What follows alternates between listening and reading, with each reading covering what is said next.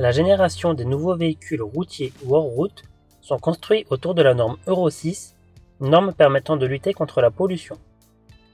En plus du gasoil, les véhicules sont dotés de systèmes AdBlue. Le réservoir, d'une capacité de 20 litres, avec l'AP de sécurité au remplissage, est surmonté d'un bouchon de couleur bleue. L'AdBlue doit être manipulé avec précaution, lunettes et gants de protection, car il est corrosif. En cas de projection, il convient de nettoyer les surfaces concernées pour éviter leur détérioration.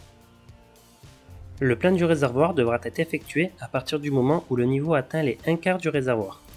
On parle d'un plein d'AdBlue pour 3 pleins de gasoil. En cas d'erreur de remplissage, un signalement sera effectué au service compétent et la mise à l'arrêt du véhicule est impératif. Les véhicules aux normes Euro 6 sont équipés de FAP, filtre à particules, qui filtre les gaz d'échappement. Comme tout filtre, le FAP s'encrasse au fur et à mesure de l'utilisation. Son nettoyage, on parle alors de régénération, est effectué à l'aide d'une chaudière régénérante qui brûle les particules fines des gaz d'échappement. Cette régénération peut être automatique ou manuelle. 5 zones d'encrassement du FAP ont été définies par le constructeur. Dans les zones 1 à 3, une régénération peut être démarrée automatiquement ou manuellement.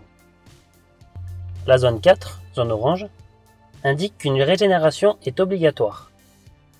Une fois dans la zone rouge, seul le constructeur pourra résoudre le problème. La régénération peut se déclencher automatiquement si le FAP est encrassé. Elle s'effectuera pendant un roulage sur de longues distances, sans aucune incidence sur la conduite.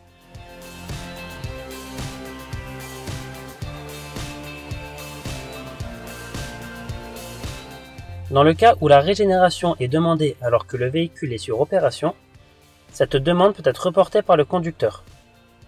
Cela n'affecte donc pas la pompe de l'engin. L'utilisation ponctuelle des véhicules par les sapeurs-pompiers sur de courtes distances a pour conséquence un encrassement plus rapide du FAP. Sur initiative de l'utilisateur, ou dès que l'ordinateur de bord demande une régénération, un cycle peut être lancé manuellement en appuyant sur le bouton correspondant. Le véhicule pourra alors accélérer son régime moteur pour monter en température. La régénération pourra durer jusqu'à 40 minutes. Attention, la chaudière peut atteindre jusqu'à 600 degrés lors de la régénération.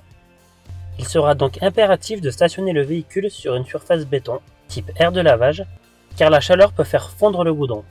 Au vu des températures atteintes, la régénération à proximité de zones herbeuses ou boisées est à proscrire. Une fois la régénération terminée, le régime restera accéléré jusqu'à refroidissement du moteur.